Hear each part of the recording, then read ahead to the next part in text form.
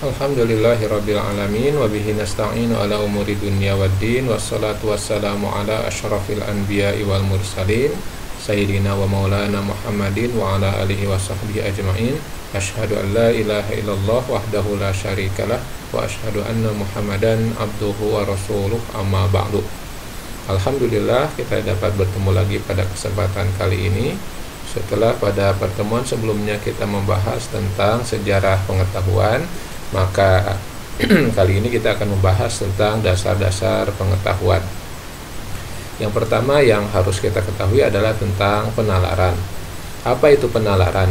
Penalaran adalah berpikir menurut suatu alur kerangka berpikir tertentu. Jadi bernalar itu ada aturannya.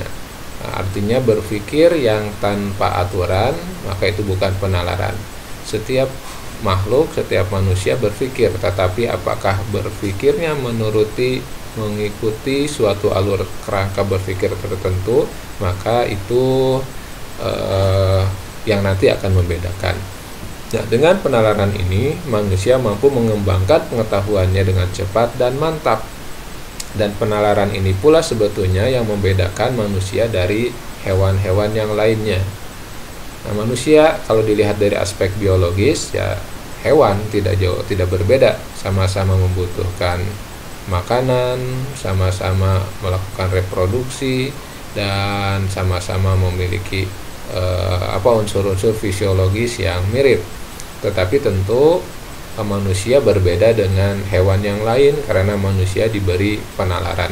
Makanya kalau dalam ilmu mantik disebut al-insan hayawanun natik, manusia adalah hewan yang berpikir atau manusia adalah hewan yang bernalar. Artinya pemikirannya mengikuti suatu alur kerangka berpikir yang sudah tentu. Nah, kalau hewan juga berpikir, hewan juga memiliki pikiran, tetapi hewan berpikir hanya untuk mempertahankan eksistensinya, hanya untuk survival, hanya untuk bertahan hidup. Berbeda dengan manusia yang dengan penalarannya, dengan pemikirannya mampu mengembangkan pengetahuannya dengan cepat dan mantap. Sebagai contoh misalnya hewan makan. Hewan makan tujuannya hanya untuk bertahan hidup. Makanya tidak pernah ada kreasi pada makanannya, tidak pernah ada kreativitas dalam makanannya. Misalnya ayam makan beras, maka tidak pernah beras itu diwujudkan dalam bentuk-bentuk kuliner tertentu. Beras ya beras saja dimakan, sudah itu selesai, begitu. Berbeda dengan manusia, dari beras saja misalnya lahir berbagai macam jenis makanan yang sangat beragam, bisa ratusan bahkan mungkin ribuan jenis makanan dari olahan satu bahan makanan beras saja. Misalnya beras, cabang beras, dari beras saja sudah ada yang dinanak, ada yang jadi nasi goreng, ada yang jadi yang banyak. Kemudian dari varian beras, misalnya beras ketan, lahir berbagai makanan. Dari beras kemudian ditumbuk jadi tepung, lahir berbagai jenis makanan lagi yang sangat banyak. Atau kita ambil contoh yang lain, misalnya tempat tinggal. Hewan itu ya dari dulu sampai sekarang, dari sejak zaman Nabi Adam sampai sekarang ya sarangnya begitu-begitu saja. Hewan tinggal di suatu gua misalnya, ya guanya begitu-begitu saja, tidak pernah berubah, tidak pernah ada kreativitas. Berbeda dengan manusia, walaupun dahulu misalnya tinggal dalam gua, ya guanya berbeda. Di sana ada perkakas kehidupan, bahkan dindingnya ada dekorasi-dekorasinya, walaupun tentu masih sangat-sangat terbatas. Nah, apalagi dengan perkembangan zaman, maka semakin banyak jenis tempat tinggal manusia. Bahkan sekarang ini ada yang disebut dengan kapsul misalnya, untuk tinggal manusia. Nah, ini menunjukkan bahwa manusia adalah makhluk yang memiliki penalaran. Nah, dari penalaran ini manusia juga dapat mengembangkan ilmu pengetahuan yang pada ujung-ujungnya pengetahuan ini berfungsi untuk memberikan makna bagi kehidupan manusia. Jadi hewan tidak pernah berpikir apa makna hidup. Hanya manusia, makhluk yang menanyakan atau makhluk yang memikirkan untuk apa dia hidup di dunia. Nah, di samping penalaran tentu ada media lain agar penalaran ini dapat disampaikan kepada orang lain. Maka manusia memiliki bahasa yang dengan bahasa mampu mengkomunikasikan informasi dan jalan pikiran yang melatar belakangi informasi tersebut. Jadi dua hal inilah yang membedakan manusia dari makhluk yang lain atau dari hewan yang lain. Yang pertama, manusia memiliki penalaran. Yang kedua, manusia memiliki kemampuan bahasa yang dengan bahasa ini manusia bisa menyampaikan isi pikirannya atau hasil dari penalarannya. Nah, hewan tidak memiliki bahasa. Bisa jadi ada bahasa tertentu yang dipahami oleh hewan-hewan yang sejenis dengannya, tetapi tidak pernah berkembang. Dari dulu ayam berkokok ya begitu saja sampai sekarang, bahkan mungkin sampai kiamat begitu saja. Tapi manusia untuk menyampaikan perasaan kesedihan, untuk menyampaikan perasaan bersalah, untuk menyampaikan ide, untuk menyampaikan kreativitasnya, dia mampu menyampaikan dengan dengan bahasa yang berbeda. Nah, karena ya bahasa inilah salah satu keistimewaan manusia dibanding hewan atau makhluk yang lainnya. Manusia dari zaman ke zaman mengembangkan bahasa yang berbeda-beda. Dulu misalnya ada bahasa yang punah, kemudian ada bahasa yang baru, ada yang punah, ada yang baru, terus seperti itu. Karena bahasa sifatnya arbitrer atau mana suka, terserah manusia yang menggunakannya. Bahasa Yunani, bahasa bukan Yunani mungkin, bahasa Latin, bahasa Ibrani, itu termasuk bahasa-bahasa yang bisa dikatakan sudah musnah, walaupun ya secara tulisan masih ada, tetapi sudah tidak ada orang yang menggunakannya dalam komunikasi. Nah, berbeda dengan atau lahir juga sebenarnya bahasa-bahasa yang baru, misalnya bahasa gaul atau bahasa apapun. Nah, ini menunjukkan bahwa manusia memiliki keistimewaan ini. Selanjutnya, hakikat penalaran. Untuk apa penalaran itu? Manusia tidak hanya menalar atau berpikir, tetapi juga merasa, bersikap, dan bertindak. Maka penalaran inilah yang akan sangat berpengaruh besar bagi sikap dan tindakan manusia. Nah, proses menalar merupakan suatu proses untuk menemukan pengetahuan yang benar. Walaupun tidak semua manusia bersikap dan bertindak hasil dari penalarannya, tapi proses nalar inilah yang menjadi jalan untuk menemukan pengetahuan yang benar. Ada orang yang memiliki penalaran tetapi dalam sikap dan tindaknya dia menggunakan perasaan, tidak menggunakan nalarnya. Ada orang yang seperti itu ya, misalnya para koruptor misalnya. Dia secara nalar, secara pemikiran paham gitu ya bahwa kesalahan salahnya itu koruptor, salahnya itu korupsi, menggunakan wewenang jabatan untuk hal-hal yang tidak seharusnya, tetapi karena perasaannya takut kehabisan, takut kehilangan harta, takut tidak bisa hidup, maka dia jatuh ke level hewan. Jadi pemikirannya digunakan hanya untuk bertahan hidup begitu. Bahkan tentu apalagi kalau fondasinya atau dorongannya rakus gitu ya, tamak, maka hal ini perasaan memiliki dunia, perasaan takut kehilangan dunia ini mempengaruhi sikap dan tindaknya, sehingga dia menyampingkan nalar dan potensi berpikirnya. Maka sebetulnya proses nalar ini sangat penting untuk menemukan pengetahuan yang benar, dan kemudian tentu lebih penting dari itu adalah bersikap dan bertindak yang benar. Ciri berpikir atau ciri bernalar. Ciri berpikir atau bernalar adalah adanya suatu pola tertentu yang digunakan. Nah, pola ini disebut dengan logika. Kemudian ciri berpikir yang kedua adalah bersifat analitik. Jadi bukan hanya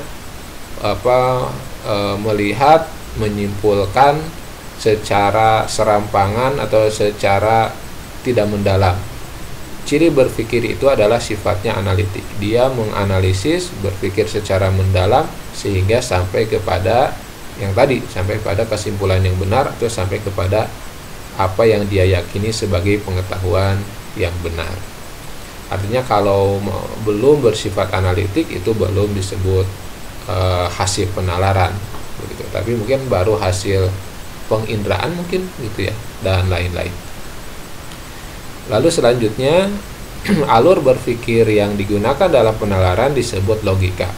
Apa itu logika? Logika didefinisikan sebagai pengkajian untuk berpikir secara sahih.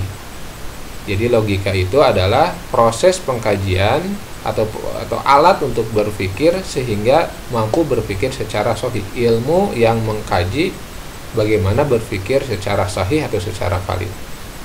Logika ini berguna dalam proses penarikan kesimpulan. Sebab kan hakikat hidup itu adalah menyimpulkan dari data, fakta, atau fenomena yang kita lihat, kita dengar, dan kita saksikan dalam kehidupan. Logika ini berfungsi atau berguna dalam proses penarikan kesimpulan. Contoh misalnya, kenapa seseorang pergi dari rumahnya membawa jas hujan? Nah, ini tentu merupakan hasil dari penarikan kesimpulan yang berdasarkan logikanya. Misalnya karena dia melihat awan mendung atau langit mendung, sedang dalam pengalaman berpikirnya, pengalaman kehidupan sebelumnya bahwa biasanya kalau langit mendung itu turun hujan, maka dia pergi keluar dari rumah membawa jas hujan. Nah, ini artinya orang ini bersikap berdasarkan logikanya. Lalu kemudian logika itu dibagi menjadi dua, ada logika induktif dan logika deduktif. Yang pertama logika induktif. Logika induktif merupakan penarikan kesimpulan dari kasus-kasus individual yang nyata atau khusus, kemudian menjadi kesimpulan yang bersifat umum. Penalaran secara induktif dimulai dengan mengemukakan pernyataan-pernyataan yang bersifat khusus dan terbatas dalam menyusun argumentasi yang diakhiri dengan pernyataan yang bersifat umum. Sebagai contoh misalnya, kita melihat misalnya suatu hewan misalnya kambing makan dengan menggerakkan rahang bawah. Kemudian kita lihat manusia juga makan dengan menggerakkan rahang bawah. Dan kita melihat ayam juga mengunyah dengan makan dengan menggunakan rahang bawah. Kemudian kita lihat sapi juga mengunyah dengan menggerakkan rahang bawahnya. Melihat fenomena-fenomena itu, misalnya fenomena kasuisis tadi, fenomena khas tadi, maka kita simpulkan bahwa semua hewan makan dengan atau mengunyah dengan menggerakkan rahang bawahnya. Nah, ini namanya logika induktif dari kasus-kasus yang sifatnya individual, nyata, dan khusus ditarik kesimpulan secara umum. Maka kita mengatakan misalnya singa pasti juga makan dengan menggerakkan rahang bawahnya, walaupun kita tidak pernah melihat singa makan. Atau misalnya kita menyatakan akhirnya bahwa semua hewan makan dengan menggunakan rahang bawahnya. Nah, ini namanya logika induktif. Nah, kesimpulan dari logika induktif ini atau kesimpulan yang umum ini penting artinya karena mempunyai dua keuntungan. Jadi logika induktif ini memiliki dua keuntungan. Yang pertama sifatnya ekonomis, jadi tidak menggunakan terlalu banyak daya, upaya, dan dan materi yang lainnya, misalnya sifatnya sangat ekonomis. Kita melihat kasus-kasus kemudian kita simpulkan dalam suatu kesimpulan yang umum gitu. Jadi kalau ingin mengetahui apakah semua hewan mengunyah dengan menggerakkan rahang bawahnya, kita tidak perlu meneliti semua hewan satu persatu, tidak harus, cukup mengambil beberapa sampel kemudian kita simpulkan, sangat ekonomis. Atau kita ambil contoh yang lain, Anda misalnya memasak suatu masakan, untuk mengetahui rasa dari masakan itu kan tidak harus dihabiskan dulu semuanya, cukup diambil sampelnya 1 sendok, Nah, itu kan satu kasus, diambil satu kasus dari satu lokasi, ambil air dari masakan itu, kemudian kita makan, kemudian kita simpulkan bahwa masakan ini enak, padahal yang kita makan hanya 1 sendok. Nah, inilah yang disebut dengan logika induktif yang sifatnya sangat ekonomis. Dan logika ini juga digunakan akhirnya misalnya dalam dunia politik dan lain-lain, untuk mengetahui misalnya siapa yang menjadi pemenang dalam suatu pemilihan melalui proses quick count. Diambil sampel-sampel dari beberapa wilayah, jadi tidak diambil dari semua wilayah, hanya sampelnya saja dari berbagai wilayah, kemudian disimpulkan pemenangnya adalah calon nomor A, calon nomor 1 misalnya. Nah, ini kan sangat simpel dan ekonomis. Kemudian yang kedua, logika induktif ini memungkinkan untuk proses penalaran selanjutnya, sebab pada akhirnya kesimpulan umum ini selalu ada penyimpangan, selalu ada kasus yang berbeda. Misalnya pada contoh tadi, apakah semua hewan mengunyah dengan menggerakkan rahang bawahnya? Ternyata ada yang tidak menggerakkan rahang bawah. Buaya misalnya, dia menggerakkan rahang atasnya.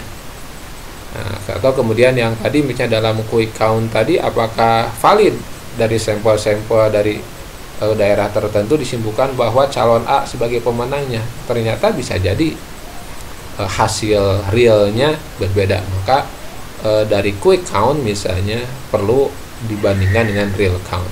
Nah, artinya dimungkinkan ada proses penalaran selanjutnya. Nah, ini juga ada contoh yang lain, misalnya kita menemukan fakta bahwa kucing, anjing, gajah, kambing memiliki mata, lalu kita simpulkan bahwa semua hewan memiliki mata. Logika ini disebut logika induktif atau induksi. Kemudian yang kedua ada yang disebut dengan logika deduktif. Deduksi atau deduktif adalah cara berpikir di mana dari pernyataan yang bersifat umum ditarik kesimpulan yang bersifat khusus. Penarikan kesimpulan secara deduktif biasanya menggunakan pola berpikir yang dinamakan silogismus atau silogisme. Saya yakin Anda sudah mempelajari di matematika. Logika matematika itu ya logika deduktif begitu. Jadi kalau ditanya apa sih contohnya logika deduktif, matematika gitu. Nah, biasanya silogismus disusun dari dua buah pernyataan dan satu kesimpulan. Pernyataan yang mendukung silogismus ini disebut premis. Nah, pernyataan pertama disebut premis mayor, pernyataan kedua disebut premis minor. Kesimpulan merupakan pengetahuan yang didapat dari penalaran deduktif berdasarkan kedua premis tersebut. Sebagai contoh misalnya, pernyataan pertama atau premis mayor, semua makhluk memiliki mata. Kemudian pernyataan yang kedua, premis minor, Ahmad adalah seorang makhluk. Maka kesimpulannya Ahmad memiliki mata. Contoh yang lain misalnya, semua manusia pasti akan mati. Ahmad seorang manusia. Maka kesimpulannya Ahmad pasti akan mati. Nah, logika seperti ini dari umum dulu kemudian ditarik ke kasus-kasus yang individual dan khusus. Ini disebut dengan logika deduktif atau deduksi. Lalu selanjutnya, kalau begitu sumber pengetahuan itu apa? Apakah cukup dari berpikir saja? Nah, dari penjelasan yang tadi, sumber pengetahuan bisa dibedakan menjadi 3. Ada sumber pengetahuan yang berdasarkan rasio.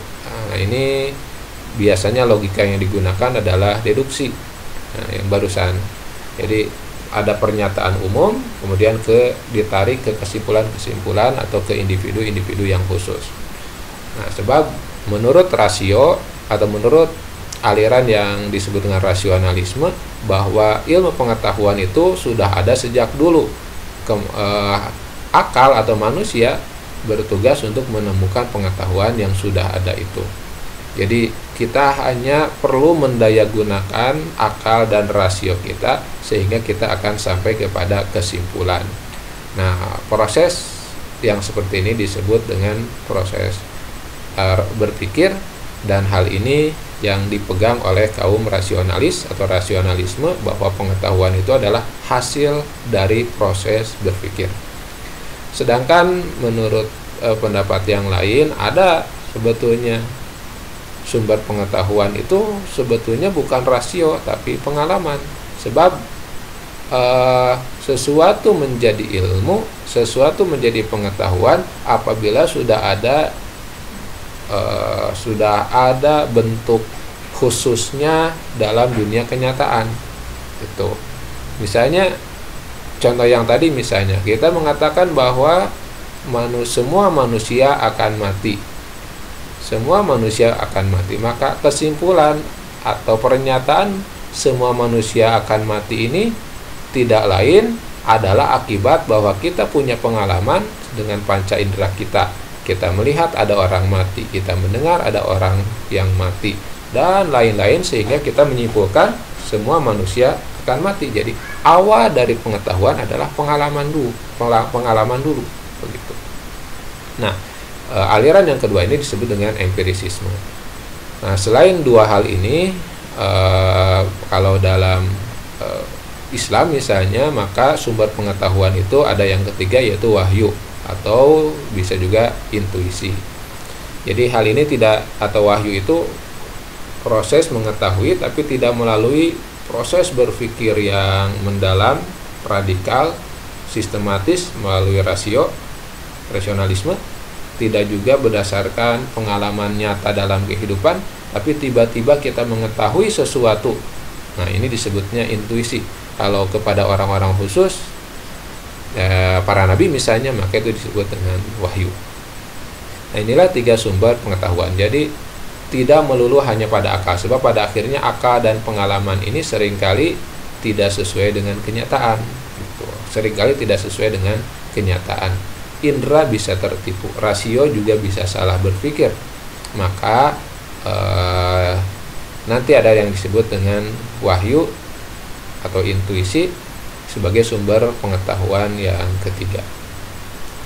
Selanjutnya, kriteria kebenaran. Jadi kalau bernalar itu tujuannya untuk mengetahui, menemukan pengetahuan yang benar, maka kebenaran itu seperti apa kriterianya? Maka tentang hal ini ada tiga teori yang lahir, ada teori koherensi, ada teori korespondensi, dan ada teori pragmatis. Teori koherensi. Nah, menurut teori koherensi, suatu pernyataan dianggap benar bila pernyataan itu bersifat koheren atau konsisten dengan pernyataan sebelumnya yang dianggap benar. Ahli filsafat yang mengembangkan teori koherensi diantaranya Plato dan Aristoteles. Sebagai contoh, misalnya bila kita mengatakan bahwa semua manusia pasti akan mati adalah benar, lagi bila kita mengatakan bahwa semua manusia akan mati, nah ini pernyataan yang benar, maka pernyataan bahwa Ahmad seorang manusia dan Ahmad akan mati adalah benar pula, sebab pernyataan kedua konsisten dengan pernyataan yang pertama. Dan seperti ini teori koherensi. Jadi suatu pernyataan yang kemudian ini dianggap benar apabila koheren, konsisten dengan pernyataan-pernyataan yang sebelumnya sudah diyakini kebenarannya. Teori yang kedua disebut teori korespondensi. Menurut teori ini, suatu pernyataan adalah benar jika materi pengetahuan yang dikandung oleh pernyataan itu berkorespondensi dengan objek yang dituju oleh pernyataan tersebut. Ahli filsafat dalam aliran ini adalah Bertrand Russell. Sebagai contoh, misalnya jika seseorang mengatakan bahwa ibu kota Republik Indonesia adalah Jakarta, maka pernyataan tersebut adalah benar, sebab pernyataan itu dengan objek yang bersifat faktual yakni Jakarta dan memang menjadi koheren, terkorespondensi, itu yang menjadi ibu kota Republik Indonesia saat ini. Tapi mungkin kalau beberapa tahun kemudian pernyataan ini akan salah karena katanya Presiden Jokowi akan memindahkan ibu kota Republik Indonesia bukan lagi di Jakarta tapi ke Kalimantan.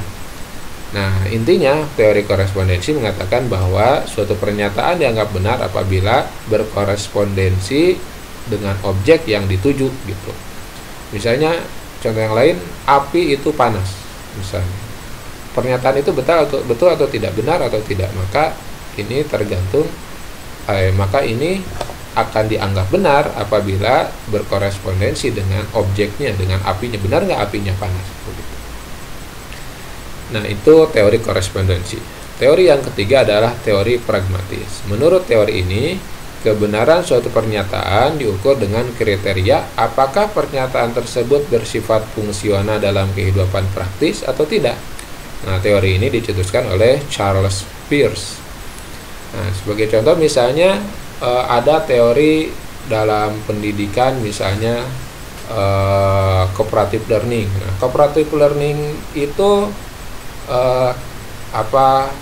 misalnya kita buat pernyataan cooperative learning mampu meningkatkan hasil belajar siswa. Nah, pernyataan ini benar atau tidak?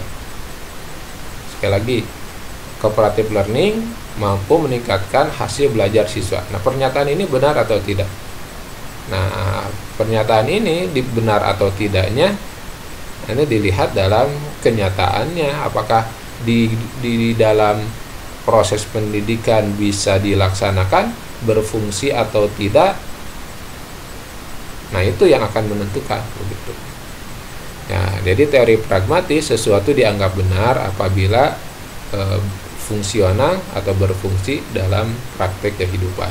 Kalau tidak, malah suatu teori misalnya dulu diyakini kebenarannya tetapi dalam kehidupan ditinggalkan, tidak dipakai, maka bisa dikatakan teori itu salah sebab tidak fungsional dalam hidup.